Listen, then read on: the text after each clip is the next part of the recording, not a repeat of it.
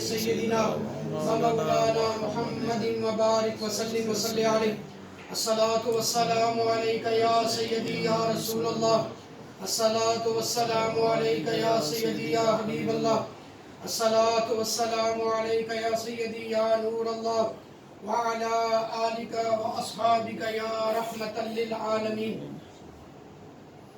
وأحسن منك لم تر قط عيني وأجمل منك لم تلد النساء خلقت مبرأ من كل عيب كأنك قد خلقت كما تشاء.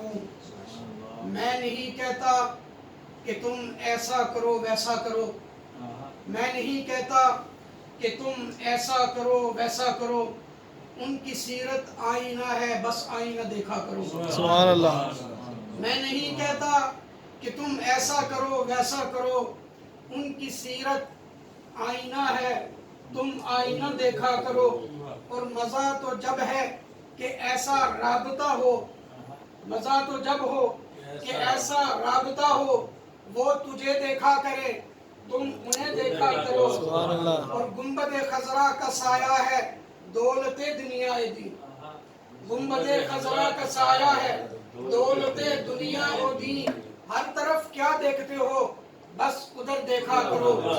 اور بیٹھنے والوں کی آنکھوں میں بسی ہے جنتیں. سبحان اللہ. جو مدینہ شریف کے احاطے میں بیٹھتے ہیں نا، شاعر ان کا نقشہ کھینچ رہا ہے کہ بیٹھنے والوں کی آنکھوں میں بسی ہے جنت، جو انہیں دیکھ آئے جو مدینہ دیکھ آئے بس تم اسے دیکھا کرو. بیٹھنے والوں کی آنکھوں میں بسی ہے جنت میں منتخب فرمایا ہے، ہمارا انتخاب ہوا ہے. اور حضرات ذی وقار، میں نے قرآن مجید برہان رشید کی ایک آیہ مبارکہ میں نے محفل کے شروع میں ہی پڑھی تھی، اور آپ سے یہ میں نے کہا تھا کہ اس کی جو تشریح اور اس کا خلاصہ ہے وہ کچھ دیر کے بعد میں آپ کے گوش گزار کروں گا. تلاوت قرآن پاک کے بعد ماشاءاللہ قاری صاحب ہمارے پاکستان سے تشریف لائے، انہوں نے بڑی خوبصورت انداز میں اپنی حاضری پیش کی ہے. دیگر سراخوانوں نے بھی اپنے اپنے پھول کی، ہر ایک پھول کی اپنی اپنی خوشبو ہے. کوئی قرآن پڑھ کے خوشبو بکھیرتا ہے، کوئی نثر کی صورت میں، نقابت کی صورت میں اپنی حاضری پیش کرتا ہے، کوئی نعت کے گلدستے پیش کر کے آقا کریم علیہ السلام کی بارگاہ میں اپنی حاضری پیش کرتا ہے. اور اگر اس کا لب لباب میں یوں بیان کروں کہ کوئی محفل سجا کے اپنی حاضری پیش کرتا ہے. ہم آئے ہیں مہمان بن کر، اور جنہوں نے یہ محفل سجائی ہے وہ ہیں ہمارے میزبان.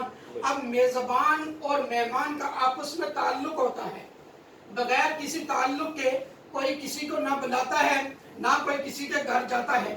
اب تعلق اگر یہاں دیکھا جائے تو کیا ہے، وہ ایک تو کلمے کا ہے، ہم سارے جو ہے وہ لا الہ الا اللہ محمد رسول اللہ صلی اللہ علیہ وسلم کی تسبیح میں پروئے ہوئے ہیں. اور دوسرا تعلق کیا ہے کہ ہم آقا کریم علیہ السلام کے امتی ہیں. اب اس کے بعد ایک تعلق اور بھی ہے، اور وہ کیا ہے کہ ہم سارے اہل نسبت حضرات بیٹھے ہیں. سبحان اللہ. ہماری کسی نہ کسی کے ساتھ نسبت ہے، کسی اللہ والے کے ساتھ نسبت ہے، ہماری گنبد خضرا کے ساتھ نسبت ہے. اب ان تمام نسبتوں کو جب ہم جمع کرتے ہیں تو ہم دیکھتے ہیں کہ ہمارا یہ منبع اور مرکز جو ہے وہ کہاں ہے، تو وہ ہمارا منبع اور مرکز جو ہے وہ مدینہ شریف ہے. سبحان اللہ. قرآن مجید برہان رشید کے اندر اللہ رب العالمین نے ارشاد فرمایا، بسم اللہ الرحمن الرحیم، لئن شکرتم لازیدنکم ولئن کفرتم ان عذابی لشدید. آج یہ جو محفل مبارکہ ہے یہ تحدیث نعمت کے طور پہ ہے، یہ شکرانے کے طور پہ ہے. اور ہمارے ظفر صاحب نے یہ محفل سجا کر کے یہ ثابت کر دیا کہ انسان اس زندگی کے اندر، انسان اس دنیا کے اندر ایسی یہ ایک افراتفری ہے کہ کبھی کبھی جو ہے وہ انسان غافل بھی ہو جاتا ہے. اور ہم سارے جو ہیں وہ اس بیماری کے شکار ہیں. لیکن جب اللہ اپنی یاد کے لیے کسی انسان کو اپنے در کے قریب کرنا چاہتا ہے تو اس کو اپنی یاد اور اپنا فکر عطا فرما دیتا ہے. اب یاد اور فکر ادا کرنے کے، انسان کو اپنی بارگاہ تک لانے کے اللہ رب العالمین نے کچھ بہانے رکھے ہیں، اللہ رب العالمین نے کچھ طور طریقے رکھے ہیں. اللہ رب العالمین نے اس انسان کو اپنے قرب کے حصار میں لانے کے لیے کچھ قواعد و ضوابط رکھے ہیں. اب اللہ رب العالمین انسان کو دیکھتا ہے کہ اگر میں اس کو دیتا ہوں اپنی بارگاہ میں بلاتا ہوں تو یہ کس بات کے اوپر شکر کرتا ہے؟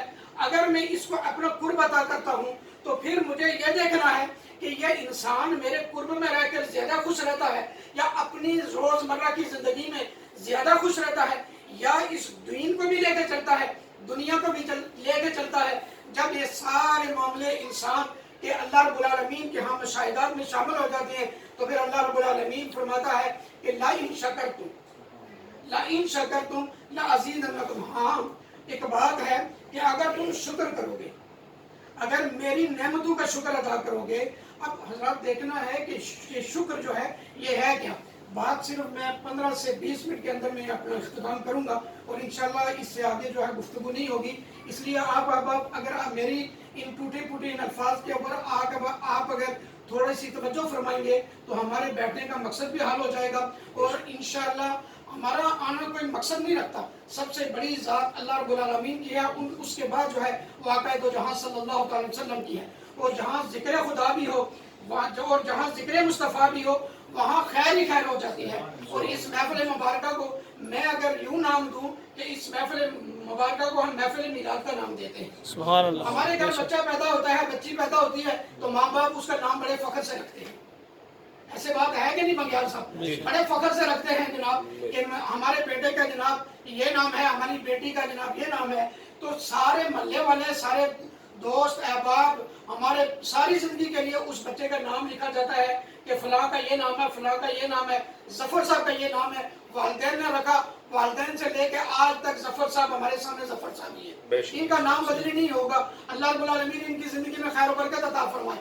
اس محفل کا نام ہم جب رکھیں گے محفل میلاد مصطفیٰ، سبحان اللہ، بے شک۔ جب ہم اس کی نسبت جو ہے وہ آقا کریم علیہ السلام کی میلاد کے ساتھ رکھیں گے تو حضور فرماتے ہیں، رحمت کائنات صلی اللہ تعالی علیہ وسلم فرماتے ہیں کہ جس گھر میں جس جگہ محفل میلاد ہوتی ہے ہر پورا جو سال ہوتا ہے وہاں اس کی برکات جو ہے وہ جاری و ساری رہتی ہے۔ سبحان اللہ۔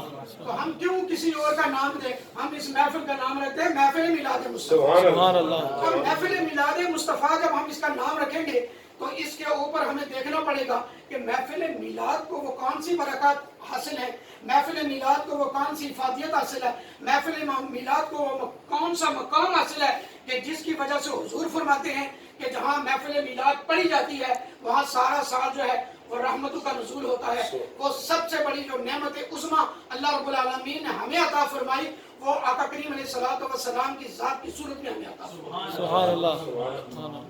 وہ آقا دو جہاں صلی اللہ تعالی وسلم کی ذات کی صورت میں ہمیں وہ نعمت عظمیٰ عطا فرمائی۔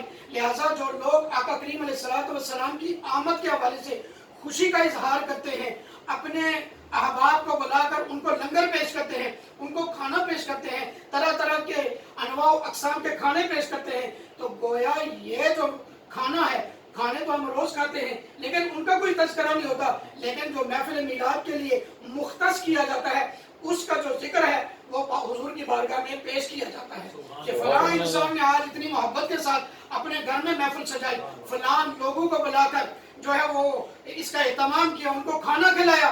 تو یہاں پہ حدیث قدسی مجھے یاد آ گئی، اللہ رب العالمین جب ہم محفل میں جاتے ہیں، ظفر صاحب نے سرفراز صاحب کو کہا، سرفراز صاحب نے ہمیں حکم فرمایا کہ فلاں جگہ محفل ہے، تو اللہ رب العالمین آقا کریم علیہ السلام فرماتے ہیں کہ یہ اللہ رب العالمین کی طرف سے مجھے یہ حکم ملا ہے، اور یہ حدیث قدسی ہے، اور حدیث قدسی ہوتی وہ ہے جو اللہ رب العالمین کا کلام ہو اور مصطفیٰ کی زبان سے سنایا جائے، کلام رب کا ہو، زبان مصطفیٰ کی ہو۔